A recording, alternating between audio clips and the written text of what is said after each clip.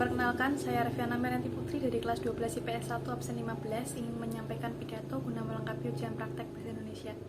Assalamualaikum warahmatullahi wabarakatuh. Selamat pagi teman-teman yang saya sayangi dan saya cintai. Pertama-tama, mari kita panjatkan puji syukur kehadirat Tuhan Yang Maha Esa. Berkat rahmat hidayahnya, kita masih dapat berkumpul bersama sekarang ini sekalian dalam keadaan sehat walafiat.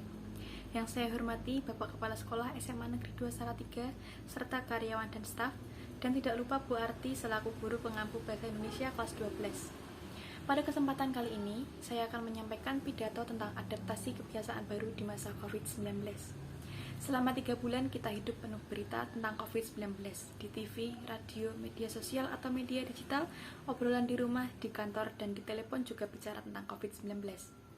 Berbagai respon dan reaksi ditunjukkan oleh masyarakat. Ada yang sedih, cemas, takut, khawatir, marah-marah, tetapi ada juga yang tenang atau tetap percaya diri. COVID-19 berhasil mengubah kebiasaan yang kita lakukan sehari-hari, baik di rumah, di sekolah, di tempat kerja, di jalan, dan dimanapun. Kita dibuatnya seakan tak berdaya karena gerak langkahnya kita dibatasi dengan adanya COVID-19. Sehingga membuat kita tidak produktif yang berdampak pada masalah ekonomi keluarga, masyarakat, daerah, dan negara. COVID-19 memang benar-benar luar biasa. COVID-19 adalah penyakit yang disebabkan oleh virus corona, sebuah makhluk sangat kecil berukuran sekitar 125 nanometer, namun bisa menyebabkan kematian. COVID-19 ditandai dengan munculnya gejala batuk pilek, flu, demam, gangguan pernapasan, namun ada juga yang tidak nampak atau muncul gejalanya, dan dalam kondisi parah bisa menyebabkan gagal nafas dan berakhir pada kematian. Penularannya melalui droplets atau percikan batuk ataupun bersin. Virus dapat berpindah secara langsung melalui percikan batuk atau bersin dan nafas orang yang terinfeksi yang kemudian terhirup orang sehat. Virus juga dapat menyebar secara tidak langsung melalui benda-benda yang tercemar virus akibat percikan atau sentuhan tangan yang tercemar virus.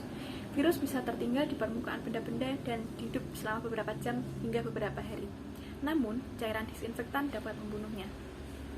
Penyakit ini belum ada obat atau vaksinnya dan sudah menjadi pandemi yang menyebabkan banyak kematian di dunia maupun di Indonesia, dan sampai saat ini kasusnya masih terus meningkat.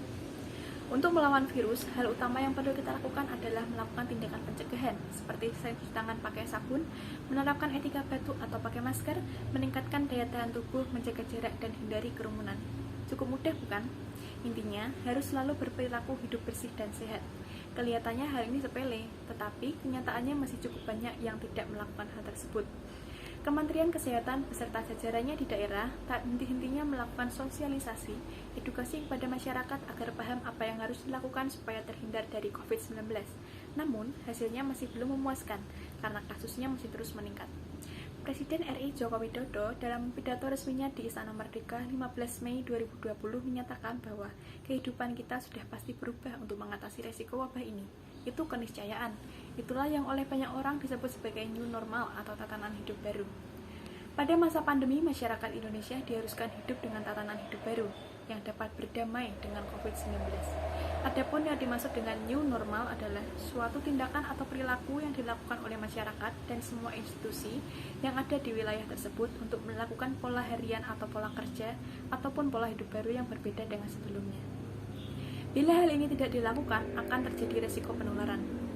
Tujuan dari new normal adalah masyarakat tetap produktif dan aman dari COVID-19 di masa pandemi. Selanjutnya, agar new normal lebih mudah diinternalisasikan oleh masyarakat, maka new normal dinarasikan menjadi adaptasi kebiasaan baru. Maksud dari adaptasi kebiasaan baru adalah agar kita bisa bekerja, belajar, dan beraktivitas dengan produktif di era pandemi COVID-19. Apakah kita mau terus hidup dengan pembatasan, tinggal sudah di rumah terus? Sudah tidak mau jawabannya. Tentunya kita ingin kembali bisa bekerja, belajar, dan bersosialisasi atau aktivitas lainnya agar dapat bisa produktif di era pandemi.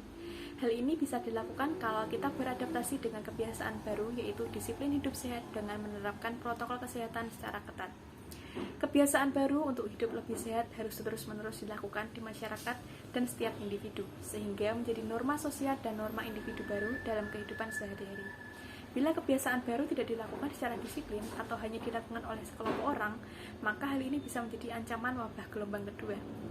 Kebiasaan lama yang sering dilakukan seperti bersalaman, cipika-cipiki, cium tangan, berkerumun ataupun bergerombol, malah cuci tangan harus mulai ditinggalkan karena mendukung penularan COVID-19. Kita dituntut untuk mampu mengadaptasi atau menyesuaikan kebiasaan baru dimanapun kita berada, seperti di rumah, di kantor, di sekolah, di tempat ibadah, dan juga di tempat-tempat umum seperti terminal, pasar, dan mal. Diharapkan dengan seringnya menerapkan kebiasaan baru dimanapun, semakin mudah dan cepat menjadi norma individu dan norma masyarakat.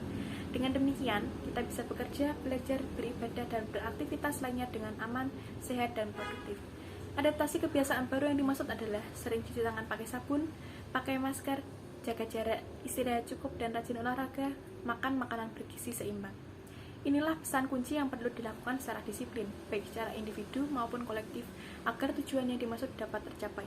Saatnya menjadi pelopor adaptasi kebiasaan baru. Salam sehat. Wassalamualaikum warahmatullahi wabarakatuh.